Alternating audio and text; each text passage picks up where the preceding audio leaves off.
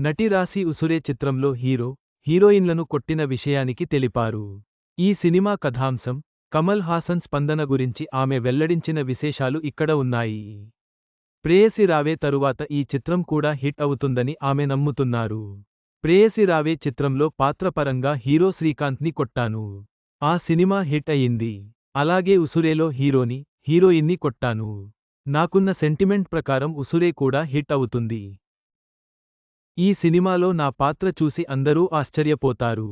అందరి హృదయాలను మా చిత్రం హత్తుకుంటుంది అని నటి రాశి తెలిపారు.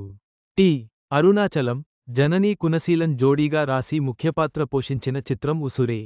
నవీన్ గోపాల్ దర్శకత్వం వహించారు. శ్రీకృష్ణ ప్రొడక్షన్స్ సమర్పణలో మౌలి ఎం. రాధాకృష్ణ నిర్మించిన ఈ సినిమా ఆగస్టు 1న విడుదల కానుంది. కిరణ్ జోత్ సంగీతం అందించిన ఈ చిత్రం పాటల విడుదల కార్యక్రమంలో నవీన్ గోపాల్ మాట్లాడుతూ, కమల్ హాసన్ గారికి మా సినిమా ట్రైలర్ చూపించాను. ఆయనకు బాగా నచ్చింది. ఈ సినిమా హిట్టవ్వాలని ఆయన ఆకాంక్షించారు అన్నారు. ప్రస్తుతం సమాజంలో జరుగుతున్న ఓ బర్నింగ్ ఇష్యూని మా చిత్రంలో చర్చించాం.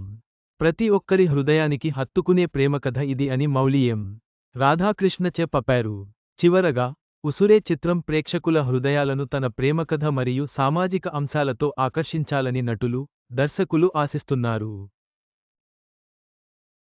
ఆగస్టు 1వ తేదీన విడుదల కానున్న ఈ చిత్రం విజయవంతం అవుతుందని ఆశిద్దాం.